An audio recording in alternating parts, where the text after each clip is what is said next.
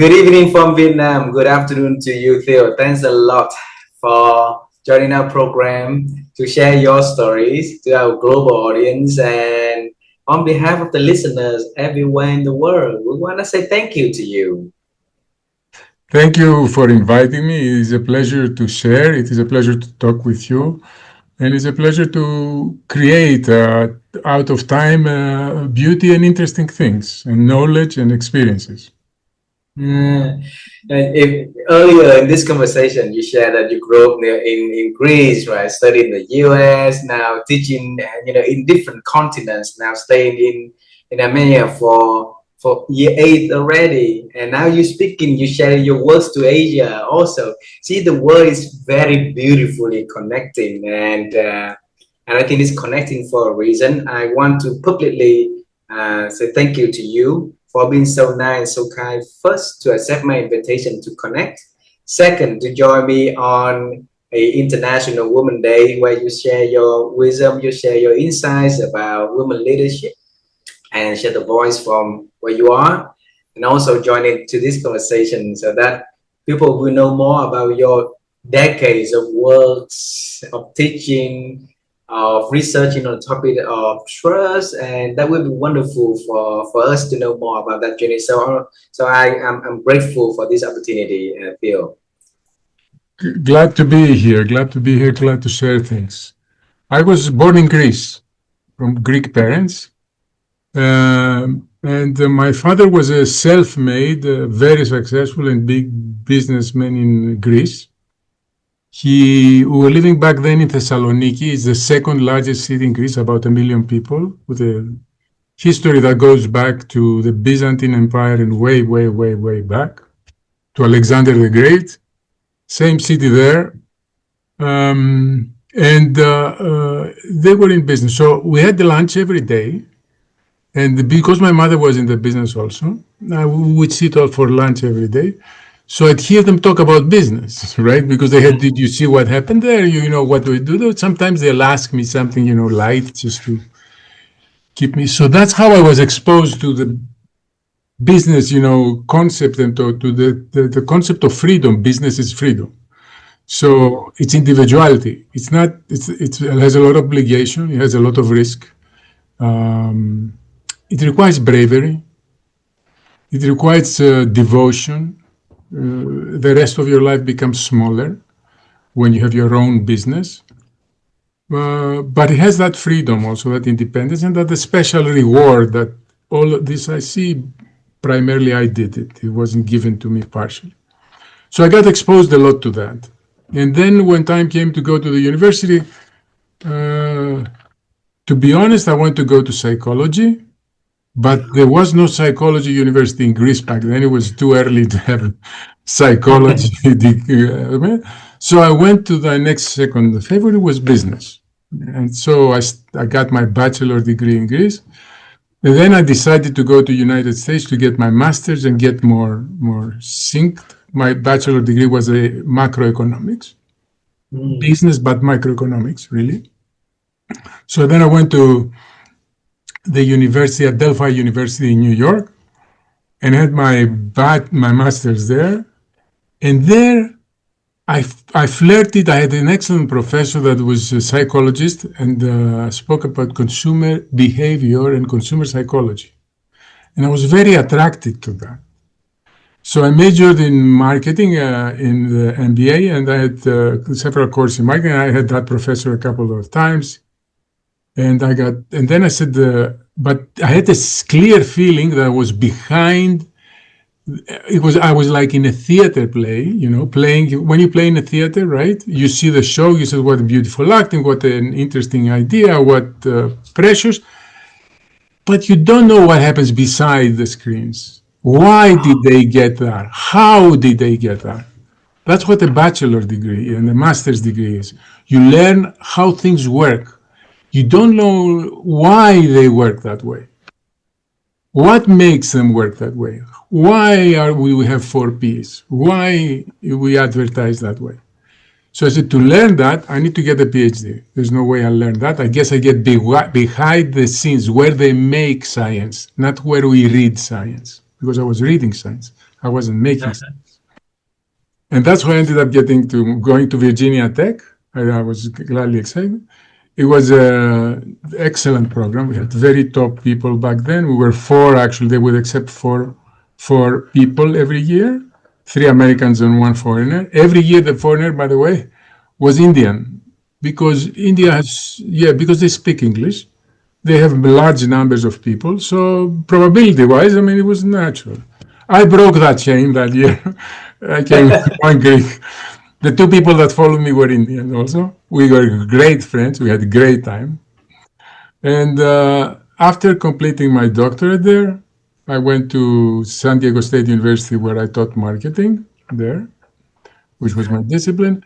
And eventually, I had to make a decision of a lifetime, because I'd either stay in the United States forever.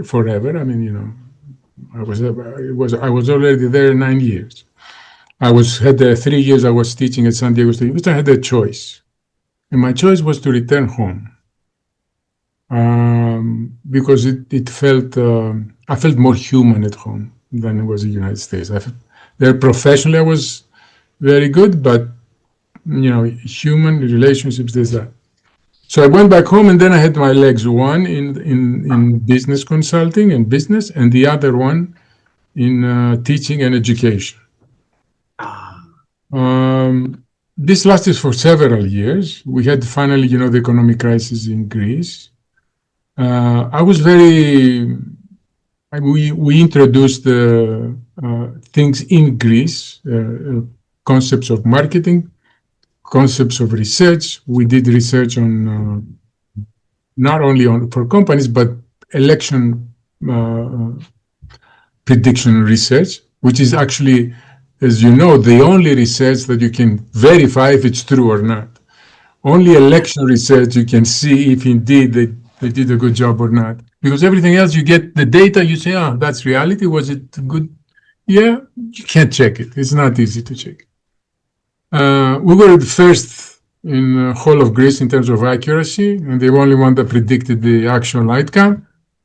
And all this was very good and very developing. And then the crisis hit, and things stopped.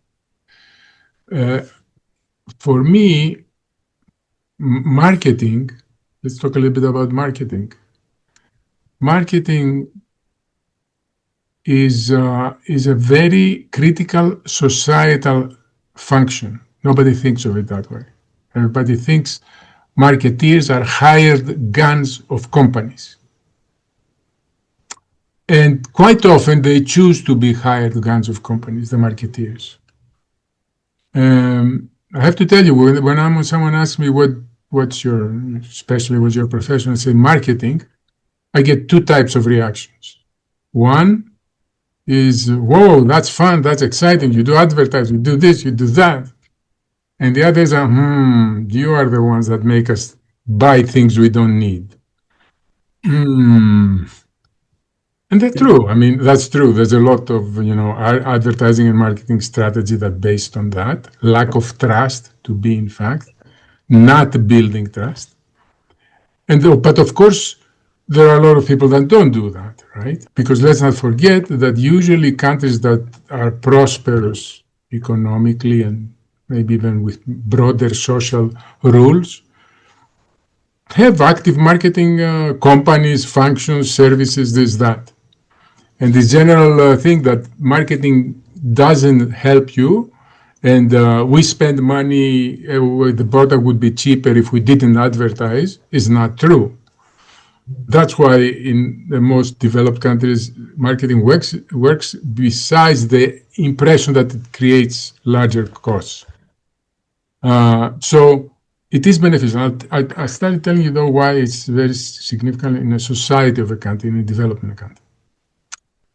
Because marketing has, I'll tell you what, a country has some resources, right? Mm-hmm. It's people, has know-how, it has money, it has land, it has sea, several resources. And we all as a country, your country, my country, everybody's country, is looking to optimize this to the best life. Optimize the resources of a life means to know how many pizzerias you're going to make, how many hospitals, how many airline weapons, and how many T-shirts.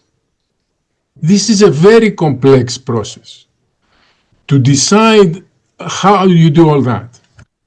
What has happened to optimize, to an extent, of course, these resources, therefore have a high quality of life? We have capitalism, and we have primarily the free market. The free market says we balance it. If there are too many pizzerias, they're going to go broke. If there are fewer hospitals, prices will come, pressure will come, we build more. As long as we have free market.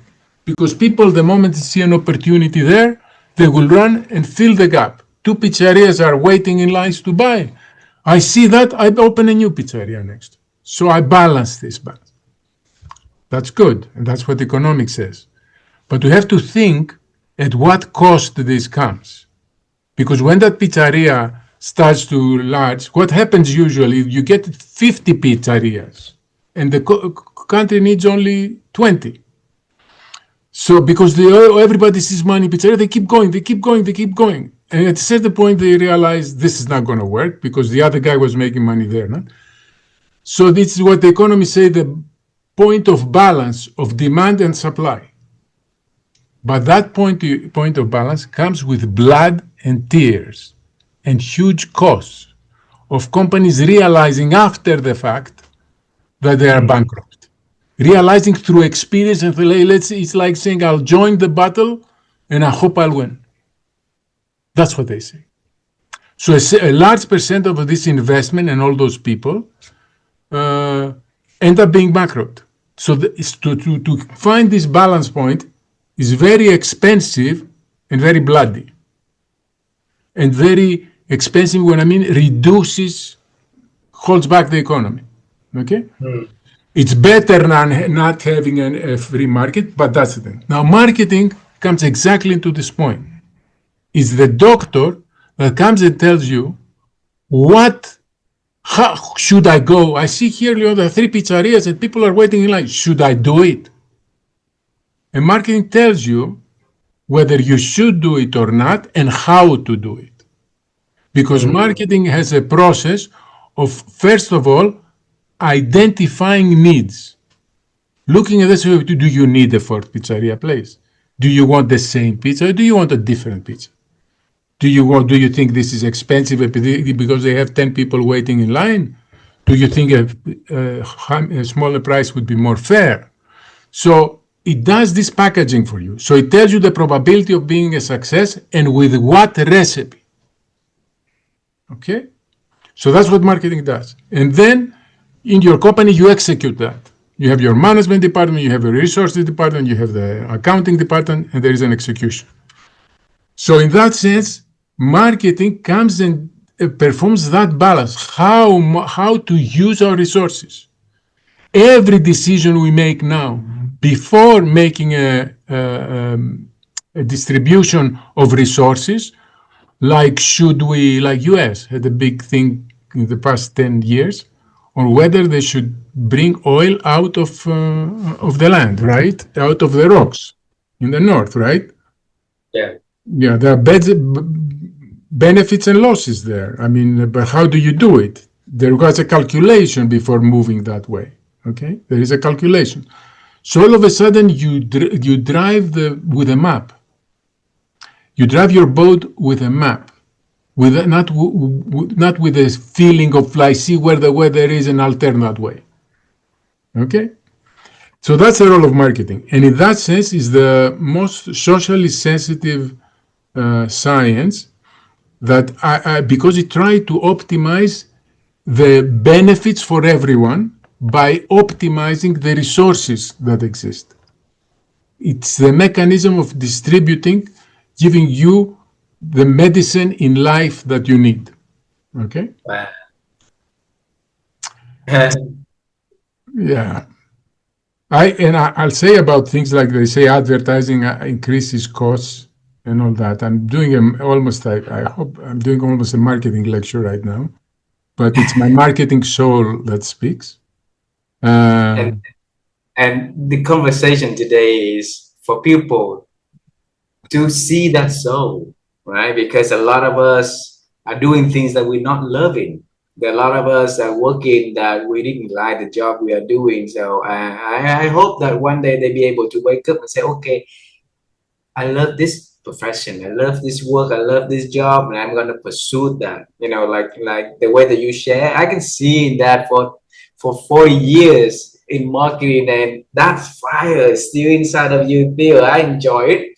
And let's travel time. I told you in this conversation we're gonna travel time together a lot. Okay, so how does time travel sound to you?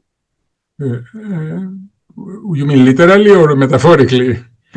Yeah, I mean like metaphorically, and then we're gonna travel time together with me. I'll lead the way. Okay.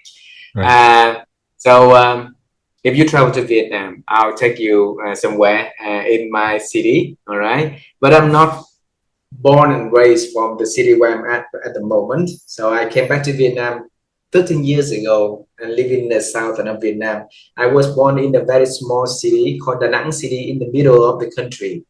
And we had wars in Vietnam. So the middle is the war zone, right? And so our city got ruined a lot because of the bomb, because of the fires everywhere there. And I grew up in a very poor community, in a very poor city, in a very poor family also.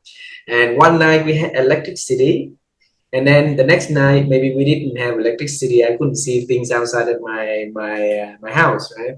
And I wanted to become an astronaut, so flying to the moon, and I can see things very bright, right? But life has taken me to a very different path. And during the past 4.5 years, I've been interviewing a lot of astronauts. One of the people actually walked on the moon. His name is Charlie Duke, and then he's the youngest astronaut out of the 12 people ever walked on the moon.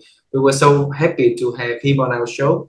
So for you, when you were little, earlier you said that you wanted to become study psychology, but then psychology wasn't there at the university back then, right? So you had to go to the business world.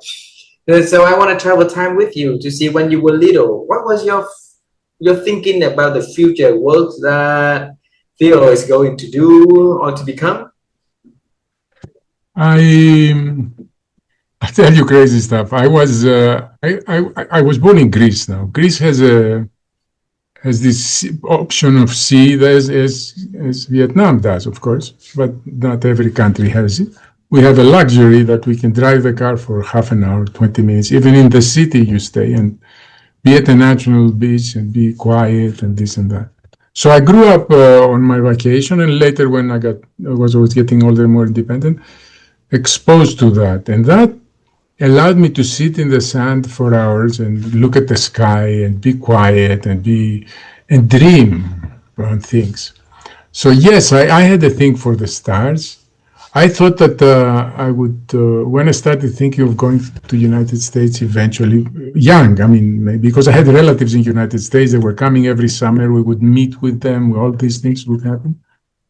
I said then that I will go to United States. I would have like a military jet that would fly me 2 hours from there to Greece. And yes, and I thinking, but they might shoot me down. I'm a child now, right? They might shoot me down because because I went to the military because it would be fast. That's why. And only, two-seaters kind of thing. And I said, I'll paint it pink because no army would ever have a pink. Anyway, I was sure I would get it, but I didn't. I have to inform you that I didn't.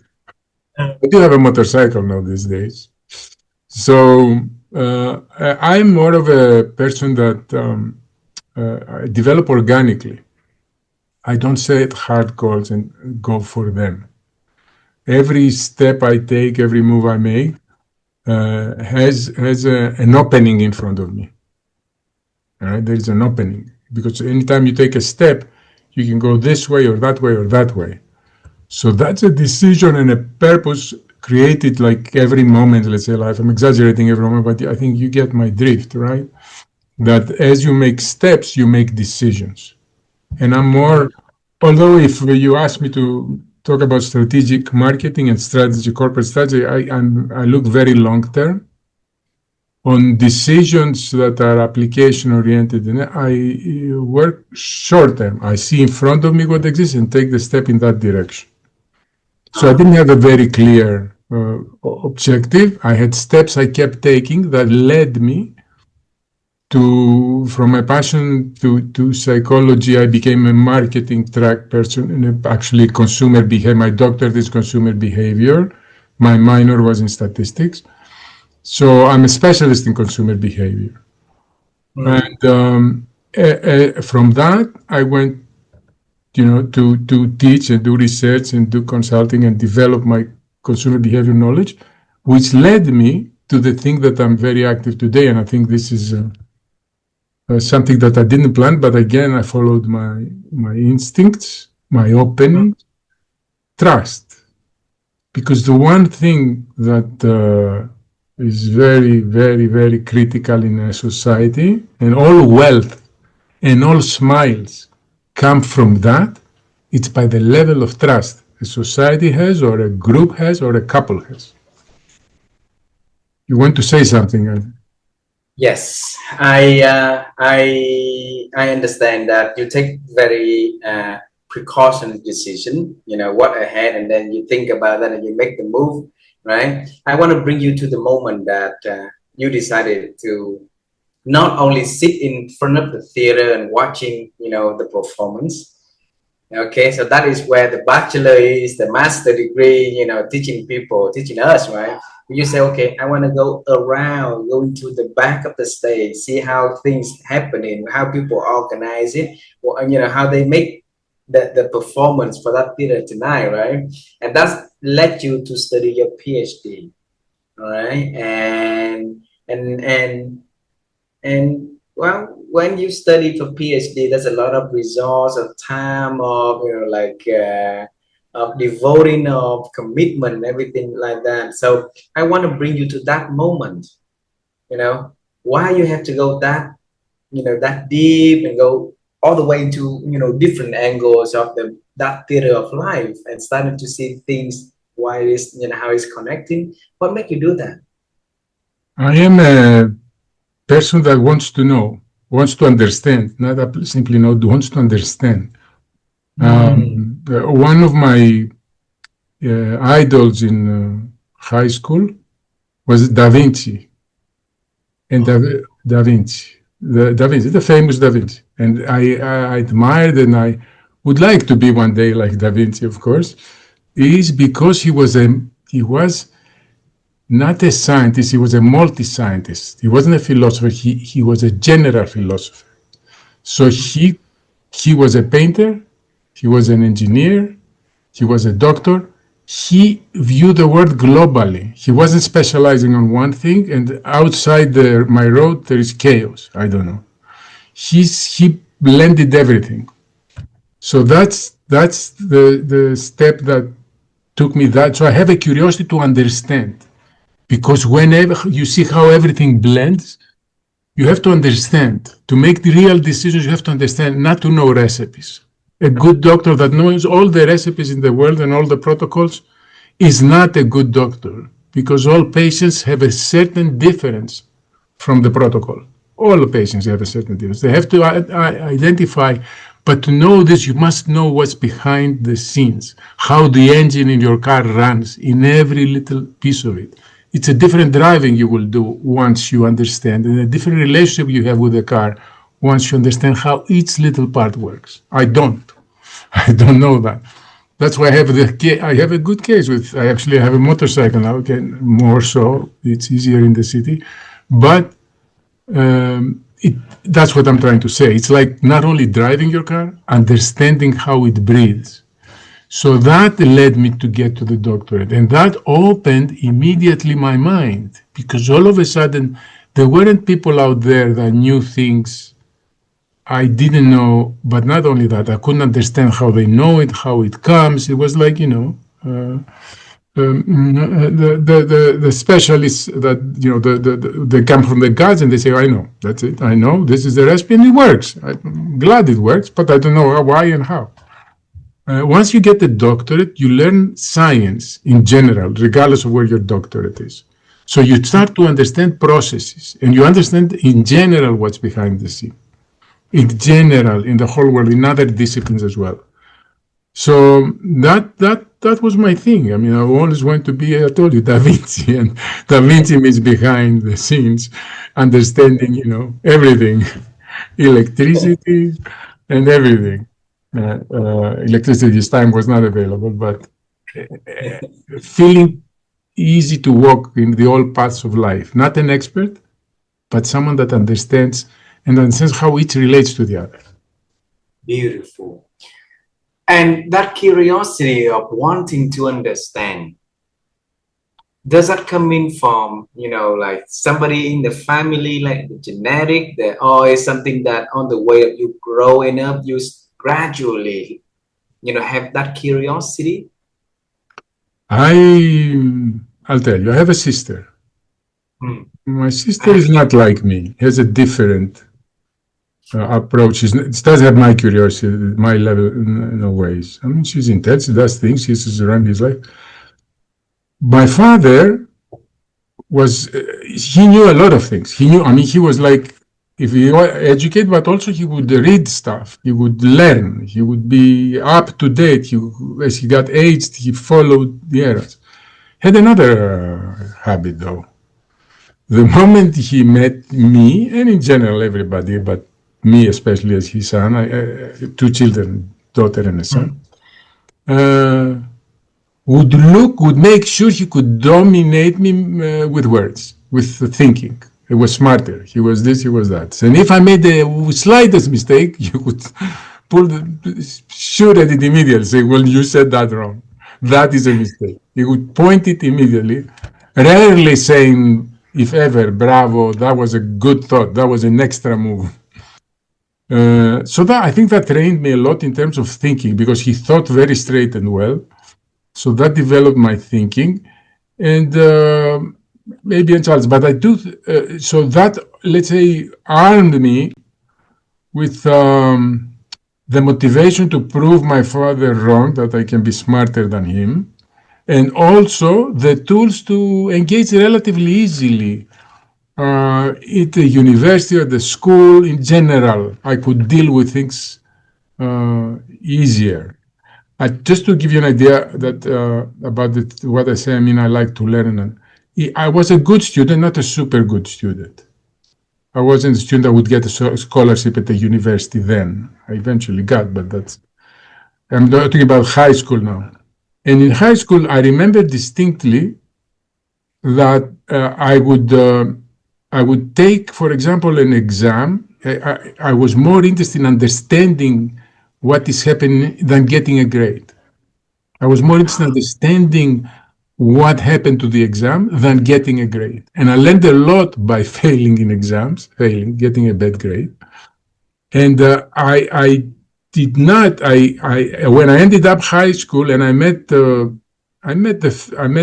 people that were like first, second, went to Harvard, and went to such places. And we met, they didn't remember stuff from school, not stuff that had to do with knowledge, stuff to do with understanding, stuff because they were getting good grades, that was their criterion, where my criterion was just to learn. When I went to the master's degree, I was way ahead of everybody, from all master's students. And because I was learning, I was not getting the degree, I was not for the grade, I was for the learning. Learning for me means understanding, not knowing. Understanding the breathing of someone, not knowing that someone breathes. Yeah. So that's what happened. And that's why I ended up there. And that's what motivated. I think also my purpose on this planet is transitory, not only mine, I think everybody's. And I think the purpose of me on this planet is to become better, to be more balanced, to know more, to be better, a better species, a better human being. Not only better in terms of others, better in existence. Yeah. And last thing I'll tell you about this better, just to get across, last thing. I remember in high school last year, I was talking to a friend, And I said, you know, I was talking about, we all had all these philosophy theories, we have groups, we talk about philosophy. And he said, I said, you know, for example, say my left and my right hand are different. They don't have the same power. So this is not balanced. So I need to bring my left hand to the level of my right hand, because then I'm balanced, then I have educated enough to that. Which may sound silly now then, but it shows my priority in developing a balance in soul, in everything. Wow. I'm thinking of these things now and I'm impressed. I mean, I'm thinking what I was thinking. But yeah.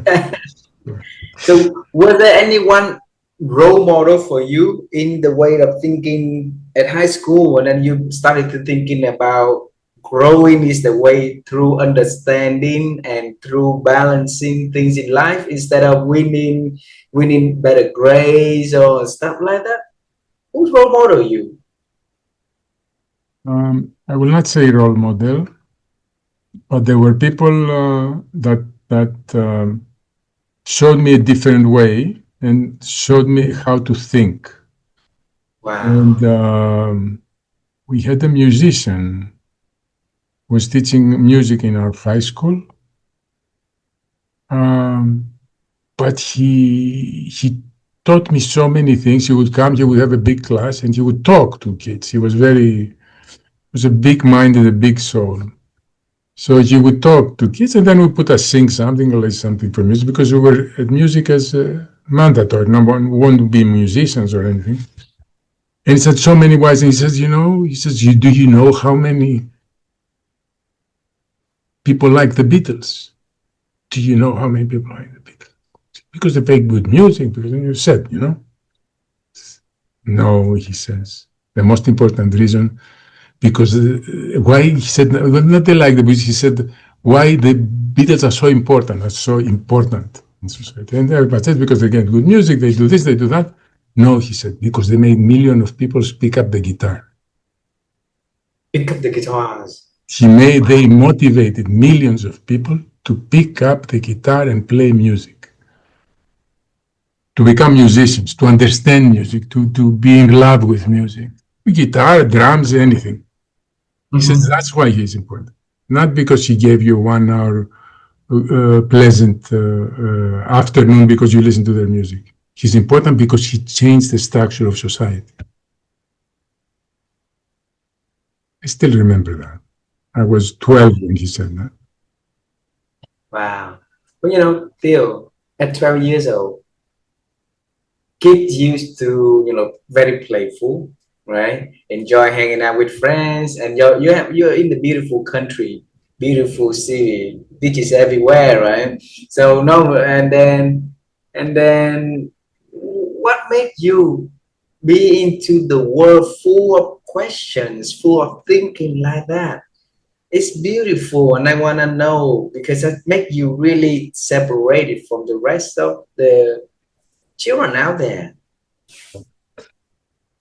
I don't know. I think it's the way I am. For me, for example, it's not important to have a lot of money. I have enough money. The moment I get enough money to feel comfortable, I'm okay. So that's not a priority for me. I'm very supportive to my friends, very loyal, very this, that, but I'm not going to spend my whole life with them. I'm not going to do that. I feel that I'm here to become better. I see our path through this life is either as a training camp or a school, but a transition stage to something else, bigger, and I don't know it's bigger, but to something else. We're here all transit. We all come and go. And not only we come and go, we are built in such a way that you can't stay still. You can't be like a stone motionless. So this environment tells you move, move, move, move, move. Move means learning, because any move you make in 1 minute, you learn something, not new, but you learn how your body feels that moment. You learn how the ground touches. You learn. It's mini. We don't consider them knowledge, but every move we make, we learn something. Our body. There is an experience. Every experience is a learning. So, and it's not only, it's also transformation. Every moment we're a little bit different. One cell here died, one was born here. I mean, there is a constant change. This world we live in is based on metamorphosis, on change, on moving. So it is a mobility thing. And a mobility thing, the way I see it, I mean, I'm swimming in a sea that, I know it's moving all the time. The more I know, I need to know, because I'm going to get out of here and I better know stuff. I'm not here for not knowing stuff. When I get out where I go, most probably I'll need what I learned here. You know what I'm saying? It's Yeah. why are we going through here? And then for the 30 something years in the field of teaching, consulting, and around marketing, it's all about trust that you want to, help people to realize the importance of trust. So why is that, Theo? Because it shocked me what's happening. It shocked me. I'll tell you, many years ago, I'll tell you my father, a story of my father. He was to buy and sell, to buy real estate in Greece. He found the real estate. The sellers came at the lawyer, the law system where it would be registered. They said, oh, he gave them the money. They were supposed to bring some documents. They looked at it. They forgot one document. They couldn't find it. Very respectful people. He knew them. They said, well, we have to cancel this, make a new meeting and all that. He says, we can go and bring it tomorrow. He says, to give you the money back. He said, no, you don't need to give him the money. I trust you. I trust you. You don't need to give me the money. Think about it. The whole real estate price, several million. Take it. You don't need to give me back. I trust you. You tell me you're going to bring the documents tomorrow. I trust you. We'll meet here tomorrow for the documents. Mystery. This is a mystery now, or psychological mystery, right? They were there tomorrow. What an easy life. How when the 9/11 happened, right? The 9/11? The terrorism bombing of United States, basically, with the White House and the Empire State Building and all that. Yes. When that happened, the world changed, because I'll tell you one number. Only at security only at the American airports, because they went to this, they put people more, they went to this electronic testing, and everything became difficult. Hours you're there are much more. They weren't like that. You would go have an hour, get on the plane, go. Security, nothing.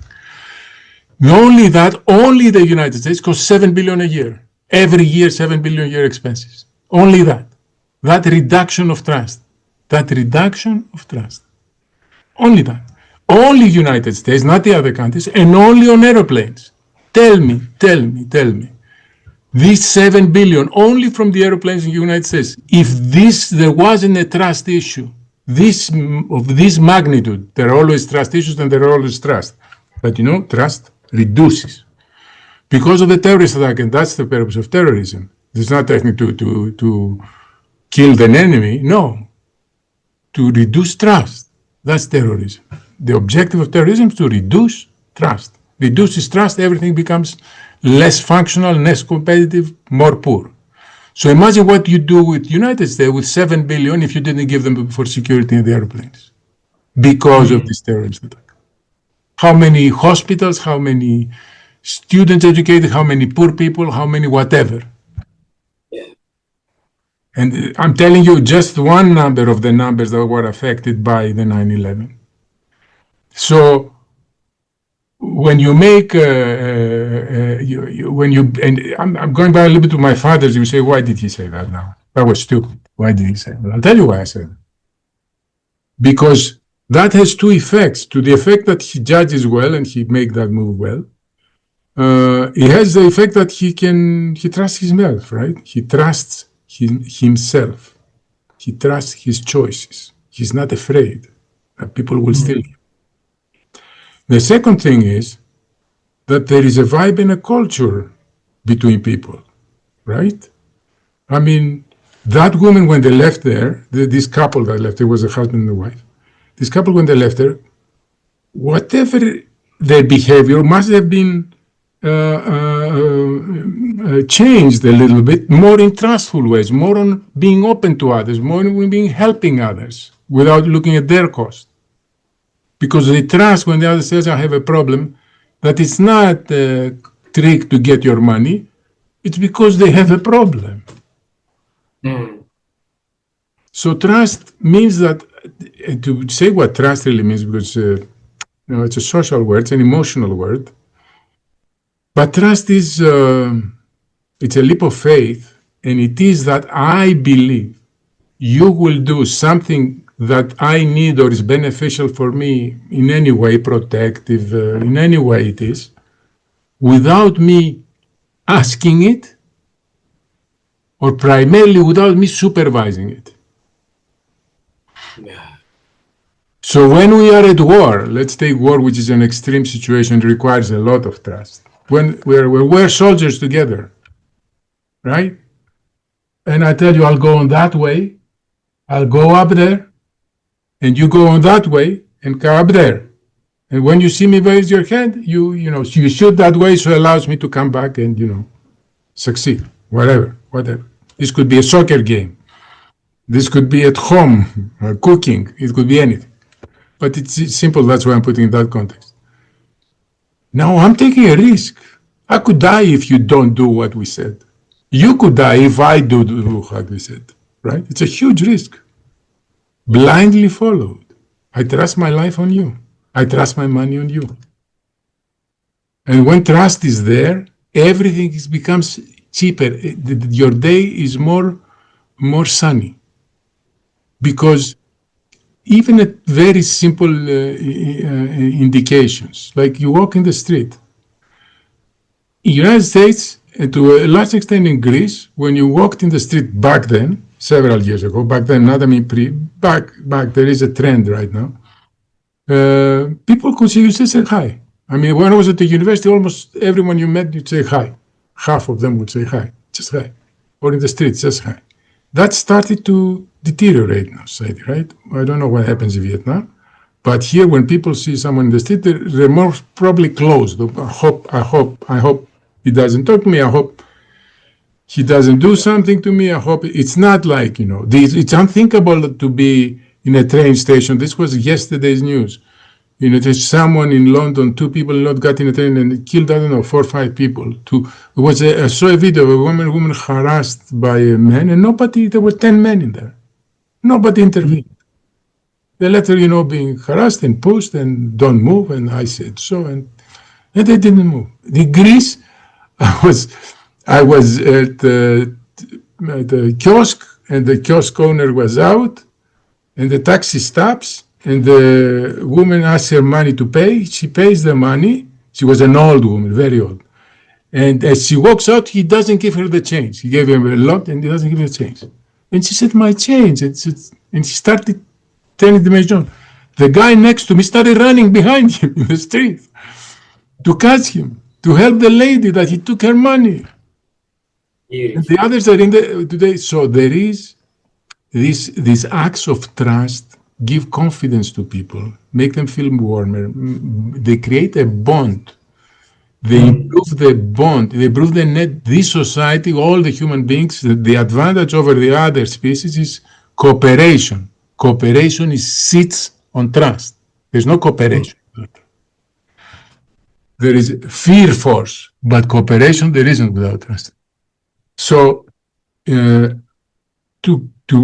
put little nudges of trust every day in your life, you will get better vibe, you will put more sunshine, you put positive assets in the society. Even this move that my father seems insane and not logical, and only psychological, it Mm, puts a stamp on how we live here. We live trusting each other. Big. yeah. I think there's a lot of bad news on the media these days that scares us away from the core of our humanist beings, right? I think, of course, we want to trust people. And of course, I know that, like if I trust Theo, then I give you 200% of my love, my care, my support instead of 50%, right? And a lot of us right now going into the day carry the umbrella, wearing and worrying that rain will happen. It's things, and that's not living. That's not living. So how can we take a baby steps, like to gain confidence so that we can trust people and build credential for other people to trust us also. Yeah. The truth is that trusting others relies to a large extent to self-trust. Because when I self-trust, I trust who I can trust also, in a way. So self-trust is the first step. I'm confident, so I can trust. Uh, there is a there is self-trust doesn't come by winning the championship 3 times, 3 years in a row. You have then trust in yourself, confidence in the right word, because you won the championship 3 years in a row. But you lose the championship for a year, and trust may go out the window. And you lose it maybe for the next 3 years, and it may go seriously out the window. Trust in thyself. Trust is not a matter of achievement. Self-trust. Self-trust is a matter of understanding me. Understanding what I really want, why I make that mistake, why I take a good grade, why I take a bad grade, why I don't cook my food and why I buy food. Understanding my little and my big things and my big decisions. Understanding meaning not being honest with myself, because we are always trying to be honest with ourselves, but we don't actually manage it. So we have these stories to cover our choices. Usually they come from the outside, but then get internalized. So the idea is to understand yourself. The more you understand yourself, you choose better paths. You shouldn't go through the bumpy road because you drive a Ferrari and it's going to break in the bumpy road. Although you say, I have a Ferrari, I can go anywhere I want. What are you talking about? I'm the best. You're not the best. You have a Ferrari. Good luck with the Ferrari. And it's going to drive on a perfect road. If it's not perfect, get off it or find another car. Okay? So that's the idea. The more you understand yourself, the moment you understand yourself, then you understand that, nobody's perfect. You lose some, you win some, and you dare to take the first step. I'll tell you one thing that some people say, they have to prove to me to trust them. There is a standard mentality. We stop somewhere again. Yeah, you say that you win some and you lose some. I think We're back. yeah, that's yes. My internet is very stable. I'm having that test while we're talking. It's stable. So, maybe it's mine. I don't know. I'm at the university. It's the central university connection, no land connection. I'll remove that part out. No worry. And let's continue on. When you say that you trust your instinct, trust yourself, and you lose some, you win some, and stuff like that. So yes. No, so trusting yourself means, in reality, means that you start to really, really trust yourself, really in a substantive way. It's not like I'm winning the championship and I'm singing better than someone. But when you understand yourself, that allows you to trust yourself because you see what you will do and it usually comes right because that's what it is. Once you're at the art stage, then you have to make a decision. Do I trust everybody and then whatever happens? Everybody is an exaggeration. I start on the basis of trust. or at the start on the basis of suspicion of carefulness, I'll put it. Because there are many people that say, and they say, to trust somebody, you have to live with them, you have to see them. Trust is earned. Trust is earned. Trust is earned indeed, but with what method? The one method says, I don't approach you, I don't tell you anything of my personal things, I don't trust you financially, until you see 10 times you didn't cheat me, this we didn't do, slowly I build up. I think this is an old approach from an old era, the pre-engineering and pre-mass production era, where resources were low, so the one farmer could only lose from the farmer next door. They had to share one field. Today, we're lucky in that way that we can. Today, why are we talking to each other? Why am I not saying this on my own on the camera and publish it, and why don't you say it on your own, publish it? Because it's better when it's two. It's better even more when it's three. You think of something I don't. You can do something I cannot. I can do something you didn't think of, something else. Today is the age of cooperation, the way of trust. All startups would never go anywhere with I don't trust until you prove it to me. They would wait years to make the first step. So my philosophy is I trust until proven guilty. I follow the law that said innocent until proven guilty. That means I blindly trust. Doesn't mean I give you my keys to my safe. I don't do that. But I start on the presumption that your intentions are well, and your intentions are to help me. You're positive about me. You're not negative. Now, you might have abilities, I might be wrong, but I start on that premise. And then that means, as my father told me, he says, if you don't trust people, these people that were so critical, he said, if you don't trust people, all doors are closed. All doors are closed. Wow. You trust people, doors are open. Now, in one door you may find this, in another you may find the other, but doors are open. Beautiful. I have a couple last questions for this conversations, okay? And my wife and I, we always fascinated with helping people to improve their ability to think, all right? And we believe that our thinking this day has so many noises out there that impacting our thinking, then the thinking is declining. So in order for us to transform, to accelerate, to grow, we have to take our control of our thinking and have to think well again. And you mentioned a little bit about thinking earlier into this conversation, and I want to put it under a question. So Phil, how have you been growing your ability to think over the years? How have I been growing? I missed that. Yes. How have you been growing your ability to think? That's a good question.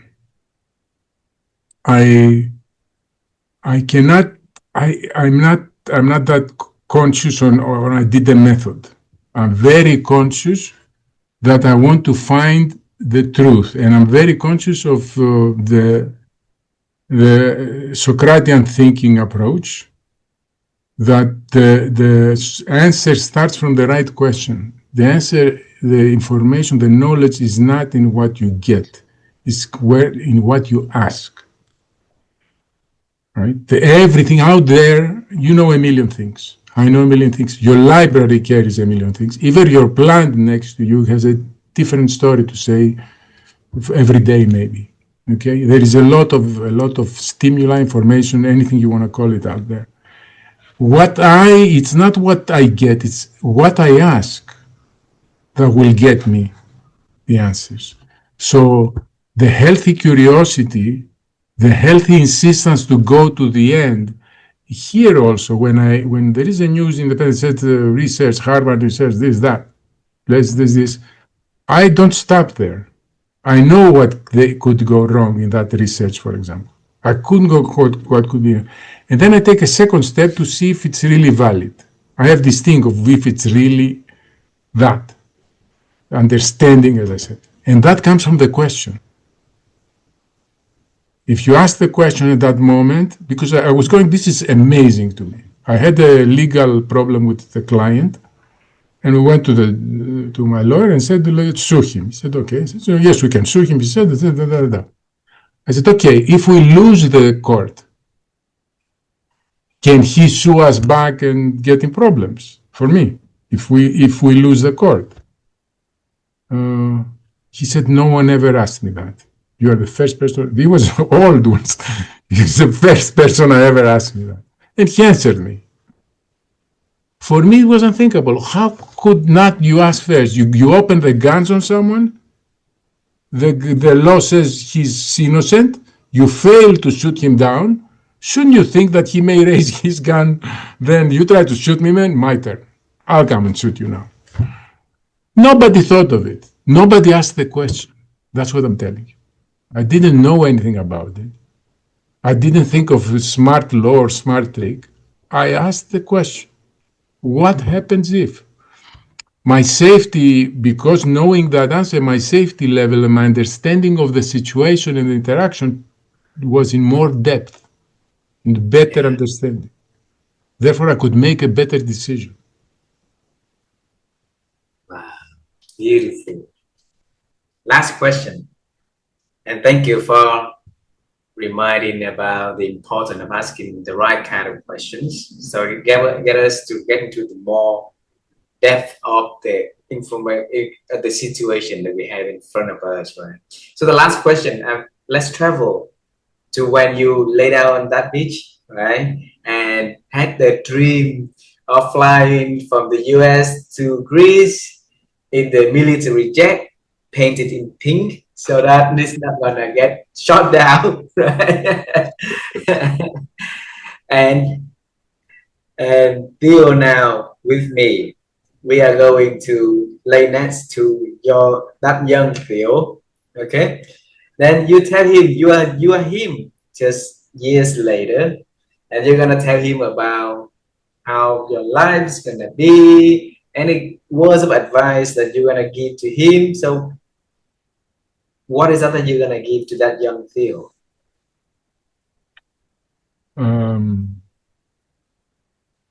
A hug.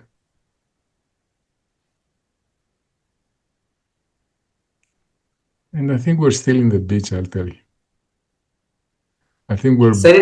And I would give him a hug and I would tell him that, young Theo, I think we're still in that beach.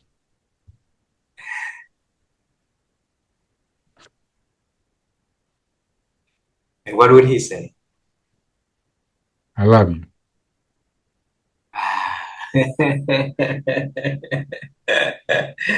Yeah, it's a beautiful conversation, and I will always remember, few things in this conversation that I really enjoy, and I thank you for that. One is the getting to know deeper. So not just look at the theater as it is, trying to see, behind it, how things are made. It's important.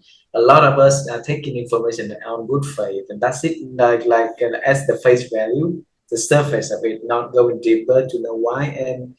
And because of that lack of curiosity, maybe they're not being able to see things in their, different perspective. The second is very important about trust, that your father was saying, like, if you don't trust, no doors open, right? And we live in the world, and everything we do is the choice that we make. We want to have opportunity, we have to open doors. If we don't open doors, don't wait for opportunities, right? So, and the third one is here always about the pink military jet. I will forever remember that. I tell my children tonight.